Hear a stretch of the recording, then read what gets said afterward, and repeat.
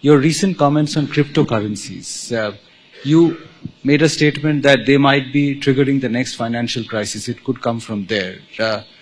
Do you think they should be banned? RBI's position is very clear. It should be banned. All of them. No activity should be allowed in cryptocurrency. The technology needs to be supported. The technology of blockchain needs to be supported because the technology has got so many other applications. Again, it will become, I can see the clock there, so it will become again a large answer. So I will try to paraphrase it as much as possible. You see, why we are saying it is going to be, apart from the commonly known dangers of, money laundering, terror funding, what are the principal concerns that we have? First thing is, what is crypto? People call it, some people call it as an asset, some people call it as a financial product. But you will agree that every asset, every financial product has to have some underlying. In the case of crypto, there is no underlying. And I had said it in some press conference that not even a tulip, alluding to the Dutch tulip mania. There is no underlying.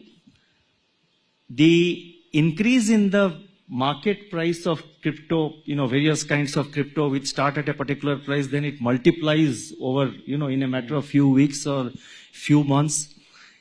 It is based on a make-believe that this is worth so much or it will go up to such and such level. So anything without any underlying, whose valuation is dependent entirely on make-believe, is nothing but 100% speculation, or to put it very bluntly, it is gambling.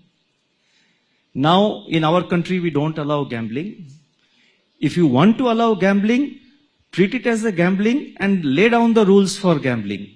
But that's not a financial product. So therefore, crypto masquerading as a financial product or a financial asset is a completely misplaced argument. And the bigger, more macro reason for what we are saying is that you see crypto, so-called crypto assets or cryptocurrencies have the potential, they have the characteristics of becoming a means of exchange. That is, they can become a means of exchange of doing a transaction.